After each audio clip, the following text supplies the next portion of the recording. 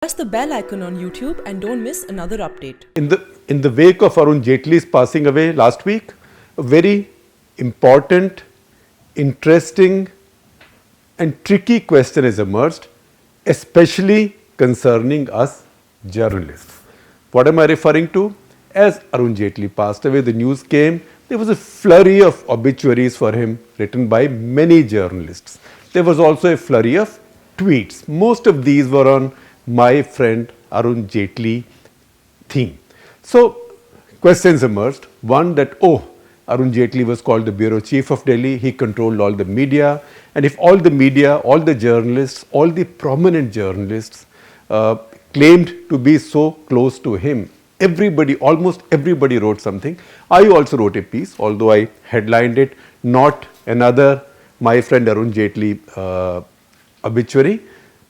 But he was somebody who every journalist in Delhi, political journalist, had some connection with or had access to or was dealing with.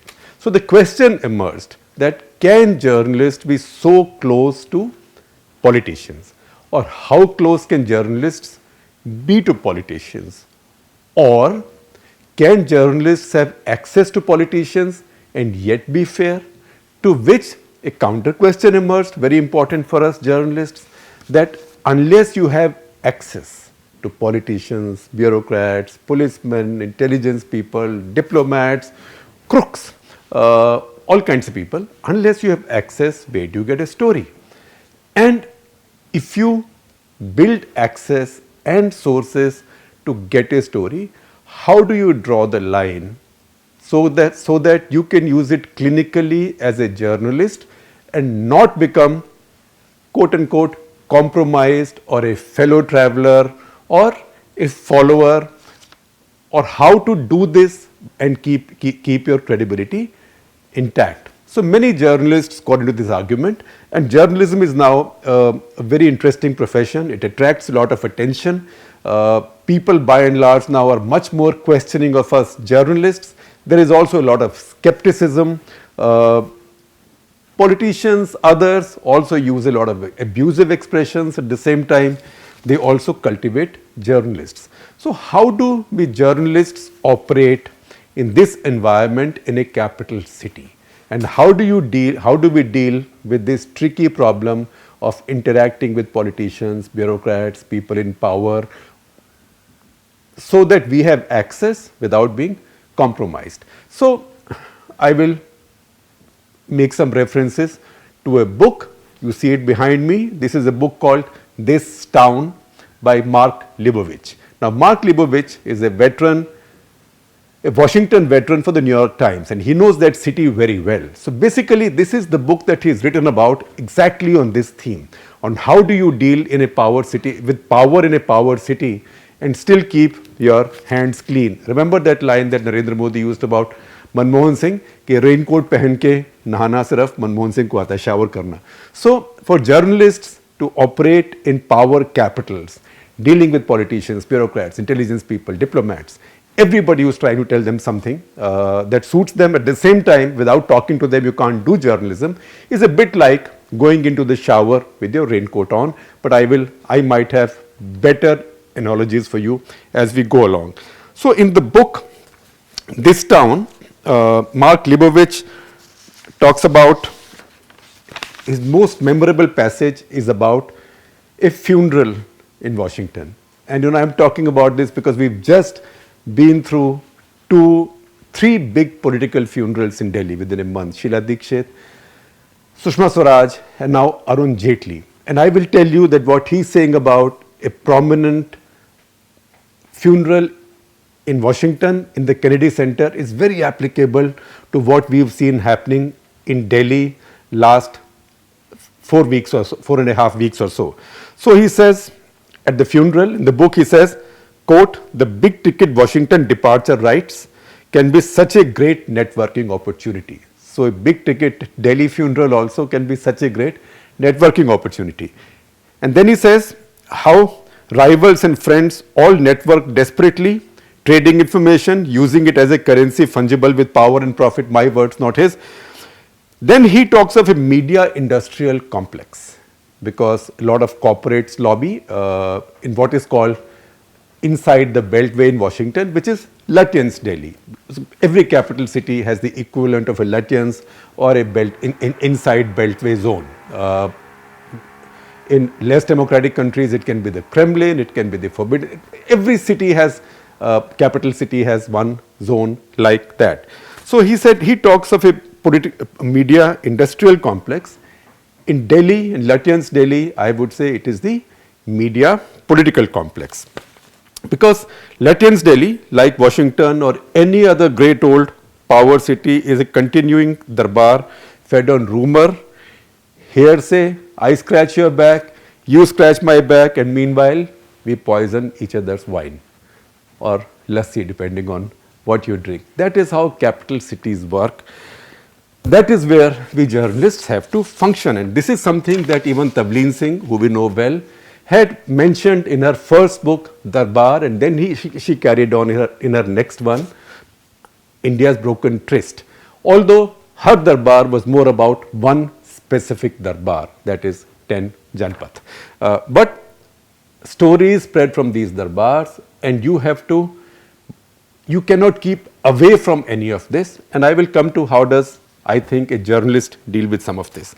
Now, rumors spread from these Darbars, because capital cities are run in whispers, but for journalists, you have to sift fact from whispers. Otherwise, you just become a gossip monger or you become a stenographer. So you have to be careful because gossip in a democracy, in a capital city, is the most tradable commodity. Now, how do we function in a situation like this? Because that is the question. How do you journalists function? You are so close to politicians. You have access. Arun Jaitley, everybody could get him on a text message or WhatsApp. Or how many politicians do you have on your speed dial, right? Vinod Mehta wrote a book also, Mr. Editor, how close are you to the Prime Minister? Apparently, that's a question one of his employers had asked him. So proximity to politicians is also, or proximity to power is a currency. How does a journalist deal with this? At the same time, you can't stay away from it. So one way is to go and engage with this, and I will talk about how you do it. Or the other way is to retreat in your bunker, just a tiny echo chamber, people by people who you trust, people who trust you, your friends, people you drink with, people you don't suspect will poison your wine, friends, family, your dogs and cats. Being a dog and cat person, I tell you, cats are more discerning. Cats don't trust you blindly as dogs might. But still, you just sit with your buddies in maybe in a Khan Market bar, or maybe in Parliament Central Hall, 5 buddies, and then you pour scorn over the rest of the world. You can do it, it's a comfortable life, but you cannot do journalism like that. Because even if you do journalism like that, only people who are that echo chamber will read or hear or watch that journalism. They will all say great things about you, but the fact is you will make no impact. Now, there is another way, and that way is to go out and engage. So once again, I am drawing inspiration from Leibovitz, because Leibovitz in fact quotes a Yiddish proverb. Because when people ask him, so how do you deal with the situation? How does this network of contacts and access work? He says, quoting a Yiddish proverb, and this is his I plead guilty statement. He says, who discovered water? That's a Yiddish proverb. Who discovered water? I don't know. I wasn't a fish. Right? मुझे क्या पता, मैं तो मछली नहीं था. और जैसे हमारे पंजाब में there's this old joke about the inspector who comes into the class and asks all the children, Ramayan पढ़ी है? Everybody says yes. धनुष किसने तोड़ा? Then he asks one kid to stand up, who very sort of shaking with fear says, sir, मैंने नहीं तोड़ा. Right? So he says, the Yiddish proverb, who discovered water? I don't know. I wasn't a fish. But then he says, but I'm not saying I wasn't a fish. I'm saying I was a fish. I am a fish. So us journalists, we are that fish. We are part of that water. We can't stay away from it. We have to swim in it, but we have to keep our wits together. So I, coming from the north, especially Haryana, I would use a different analogy. I promised a different analogy than fish and water, and that is the analogy of kabaddi.